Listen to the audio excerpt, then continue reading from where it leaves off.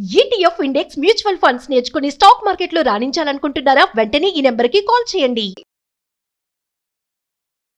నమస్తే సార్. నమస్తే అమ్మా. సార్, ట్రంప్ తీసుకునే నిర్ణయాలు ఇల్లీగల్ ఇమిగ్రెంట్స్కే కాకుండా నాన్ సిటిజన్షిప్స్ ఎవరైతే ఉంటారో వాళ్ళకు కూడా చాలా ప్రభావం చూపిస్తుంది అనుకోవాలి. రీసెంట్గా చూసుకుంటే మిసోరీ లా మేకర్స్ ఒక బిల్ తీసుకొచ్చింది. అక్కడ ఎలాంటి ప్రాపర్టీస్ నాన్ సిటిజన్స్ ఎవరైతే ఉన్నారో ఎలాంటి ప్రాపర్టీస్ కొనడానికి లేదు అని చెప్పేసి ఒకసారి దాని గురించి మాట్లాడండి. ట్రంప్ తీసుకున్న నిర్ణయాలు ఒక రకంగా మొత్తం ప్రపంచానంతా ప్రభావితం చేశాయని చెప్పడానికి ఏమాత్రం కూడా వెనకాడాల్సిన అవసరం లేదు. ముఖ్యంగా యూరోపియన్ కంట్రీస్ కూడా జాగ్రత్త పడుతున్నాయి. తొందరలోనే బిల్లు పాస్ చేసే ప్రయత్నాలు జరుగుతున్నాయి. ఈవెన్ మీరు లండన్లో కూడా, ఇంగ్లాండ్లో కూడా కొత్త చట్టాలు తీసుకొచ్చే ఆలోచనలో ఉన్నారు. అంటే వీలైనంత వరకు భారతీయుల్ని లేదా ఇతర దేశాల వాళ్ళని తమ దేశం లోపల ఆధిపత్యం చెలాయించే ప్రయత్నం కానీ, తమ దేశంలో ఇక్కడి వాళ్ళుగా మారిపోవడానికి, ఇక్కడ రెసిడెంట్స్గా మారిపోవడానికి కానీ అవకాశాలు ఎక్కువ కల్పించడం వల్ల తమ దేశస్తులు బలహీనపడతారేమో అనేది భయం. ఇప్పుడు ట్రంప్ తీసుకున్న నిర్ణయాలే ఇతర దేశాల్లో కూడా అడుగుతారు. రేపు పొద్దున ఎలక్షన్స్ వస్తే నెక్స్ట్ ఎలక్షన్లో మీరు ఎందుకు మాకు అవకాశాలు కల్పించాలి కానీ ఇతరులకు ఎందుకు అవకాశాలు కల్పిస్తున్నారు? ఫస్ట్ ప్రయారిటీ మాకు ఉండాలి. మాకు ఉద్యోగాలు దొరికిన తర్వాతనే ఎవరికైనా ఉద్యోగాలు ఇవ్వాలి. మాకు అవకాశాలు దొరికిన తర్వాతనే ఎవరికైనా అవకాశాలు దొరకాలనేది డిమాండ్ స్టార్ట్ అవుతున్నాయి. అంటే ప్రజల నుంచి ఆ డిమాండ్ వస్తున్నట్టుగా ఆల్రెడీ గ్రహించినటువంటి నేతలు ఏం చేస్తున్నారంటే ముందు జాగ్రత్త పడుతున్నారు. ఎప్పుడు ఎలక్షన్ వచ్చేదాకా ఎందుకు, అసలు ముందు నుంచే మనం డైరెక్ట్ తీసుకుంటే దానికి తగినటువంటి తీసుకుంటే అప్పుడు ఈ ప్రశ్న వాళ్ళు అడగరు కదా. మనం ఎలక్షన్లో అడ్వాంటేజ్ తీసుకుని చెప్పడానికి అవకాశం ఉంటుందని చెప్పి చాలా దేశాలు ప్రయత్నం చేస్తున్నాయి. దాంట్లో యూరోపియన్ కంట్రీస్ చాలా ముందంజలో ఉన్నాయి. దాంతోపాటుగా ముసోరిలో ఏదైతే జరిగిందో వాడు తీసుకున్న డెసిషన్ ఏదైతుందో వాళ్ళు ఏం చెప్పారంటే, ల్యాండ్స్ ఇక్కడ ఉండే వాళ్ళు ఎవరు కూడా మా దగ్గర ఉన్న ల్యాండ్స్ని వేరే దేశస్తులు వచ్చి, ముఖ్యంగా భారతీయులు కానీ ఇతరులు కానీ వచ్చి దానికి యజమానులుగా మారిపోవడానికి వీలు లేనికుండా చట్టం తీసుకొచ్చింది. ఈ చట్టం తీసుకురావడం వల్ల ఏమైందంటే, మనం అక్కడ ల్యాండ్స్ కొనడం కానీ లేదా ల్యాండ్స్ అమ్మడం కానీ యజమానులుగా మారడానికి కానీ అవకాశం లేకుండా ఆపేశారు. అంటే ఒక ఇండియన్స్నే కాదు, అదర్ కంట్రీస్ నుంచి వచ్చిన వాళ్ళు ఎవరిని కూడా లేకుండా వాళ్ళు ఆపే ప్రయత్నం చేశారు. ఎక్కువగా ఇండియన్సే చొచ్చుకుపోయే మనస్తత్వం ఉంటుంది కాబట్టి ఎక్కువ బలయ్యే వాళ్ళు ఇండియన్స్ బలి అవుతున్నారు. అసలు మన ఇండియాలో కూడా కాశ్మీర్లో ఒకప్పుడు, అంటే ఇప్పుడు కేంద్రపాలిత ప్రాంతం కాకుండా ఉన్నప్పుడు కాశ్మీర్లో ల్యాండ్స్ బయట వాళ్ళు కొనడానికి వీల్లేదు. బయట వాళ్ళు అంటే ఇండియన్సే కొనడానికి వీల్లేదు. ఓన్లీ కాశ్మీర్లో పుట్టిన వాళ్ళు, కాశ్మీర్లో ఉన్నవాళ్ళు, కాశ్మీరియన్స్ అయినప్పుడు ఆ కాశ్మీర్ పౌరుడుగా ఉన్నవాడు మాత్రమే అక్కడ ల్యాండ్ కొనాల్సిన అవకాశం ఉండేది. వేరే వాడు కొనడానికి అవకాశం లేకుండా. దానివల్ల ఏమైందంటే ఏళ్ల తరబడి, ఎప్పుడో 1947లో మనకు స్వాతంత్రం వచ్చిన తర్వాత 51లో మనం మామూలుగా స్వతంత్రం అయిపోయి రిపబ్లికన్ కంట్రీగా మనం అవతరించిన తర్వాత కూడా కాశ్మీర్ లోపల ల్యాండ్స్ బయట వాళ్ళు కొనడానికి అవకాశం లేకపోవడం వల్ల అవి పాడుబడిపోయి ఎవడూ ఉపయోగించకుండా చాలా ఏళ్ల పాటు, దశాబ్దాల పాటు అక్కడ అభివృద్ధి అనేది లేదు. అభివృద్ధి లేకపోవడం వల్ల ఏమైందంటే రోజు రోజుకు అక్కడ ఉండేటువంటి కాశ్మీర్స్లో ఒక రకమైన అసంతృప్తి పెరిగిపోవడం, మనకు అవతల వాళ్ళు వచ్చి, పాకిస్తాన్ వాళ్ళు వచ్చి అనేక రకాల ఆశలు చూపించడం, తర్వాత వాళ్ళు ఇండియన్స్కి వ్యతిరేకంగా మారిపోయి మేము ఇండియాలో ఉండం, మేము పాకిస్తాన్లో కలుస్తామని చెప్పి కొంతమంది అనడానికి అవకాశం ఏర్పడి, అసలు మాకు స్వతంత్రంగా మాకు ఒక కాశ్మీర్ అనేది దేశంగా ఉండాలి, మేము భారతదేశంలో అంతర్భాగంగా ఉండమని చెప్పి ఎదిరించినటువంటి పరిస్థితులు కూడా మనకు వచ్చాయి.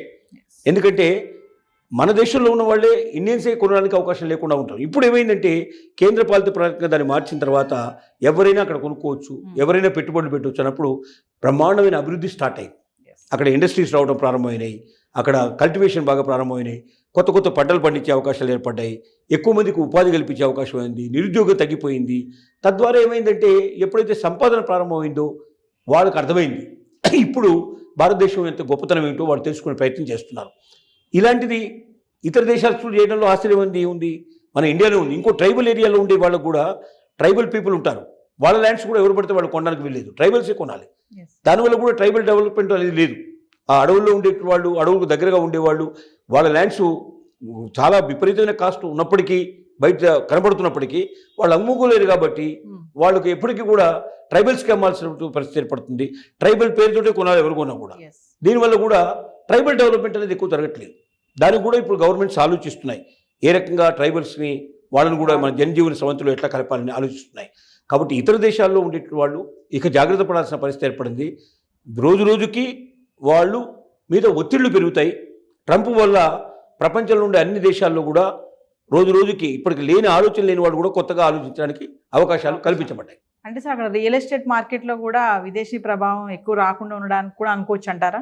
అంటే విదేశీ ప్రభావం ఉండడం వల్ల వాళ్ళ రేట్లు బాగా పెరుగుతాయి, వాళ్ళకి కూడా కొంత బా కొంత లాభం కలిగే అవకాశాలు ఉన్నాయి. కానీ ఎక్కడ ఇండియన్స్ బలపడిపోతారో, ఎక్కడ డామినేట్ చేస్తారో, చివరికి మన దేశంలోనే మనం రెండో పౌరసత్వంగా ద్వితీయ పౌరులుగా ఉండాల్సిన పరిస్థితి ఏర్పడుతుందనే భయం కూడా కొన్ని దేశాల్లో పట్టుకుంది. అందువల్ల కూడా ఇలాంటి బిల్లులు తీసుకొచ్చి ఇండియన్స్ని వీలైనంత వరకు దూరంగా పెట్టి ఇండియన్స్కు అవకాశాలు తగ్గించేసి తద్వారా తమ మీద వేరే దేశస్తులు వచ్చి డామినేట్ చేసే పరిస్థితులను ఆపాలనే ఒక ఆలోచన కూడా దీని వెనుక దాగి ఉంటుంది. సో ఏదేమైనా ట్రంప్ తీసుకునే నిర్ణయాల వల్ల అటు అమెరికాకే కాకుండా అక్కడ ఉన్న వాళ్ళకే కాకుండా చుట్టూ ఉన్నటువంటి కంట్రీస్ ఏవైతే ఉన్నాయో వాటిపైన కూడా బాగా ప్రభావం చూపిస్తుంది అంటారా? ఖచ్చితంగా ప్రపంచంలో అన్ని దేశాల మీద ఏదో ఒక రకం ప్రభావం చూపిస్తుంది. ఖచ్చితంగా ఉంటుంది. అసలే అమెరికా ప్రపంచంలోనే అగ్రదేశమే, ఇప్పుడు అనుకున్నా కాకపోయినా ఒక రకంగా అగ్రదేశంగానే ఉంది, నెంబర్ 1 పొజిషన్లో ఉంది ఇప్పటికీ. అంటే in spite of all these thing ఇవన్నీ ప్రభావాలు ఉన్నప్పటికీ నెంబర్ 1 పొజిషన్లో ఉంది. కాబట్టి అమెరికా ఏ నిర్ణయం తీసుకున్నా దాని ప్రభావం ఇతర దేశాల మీద, ప్రపంచ దేశాలన్నింటి మీద పడే అవకాశాలు ఉన్నాయి.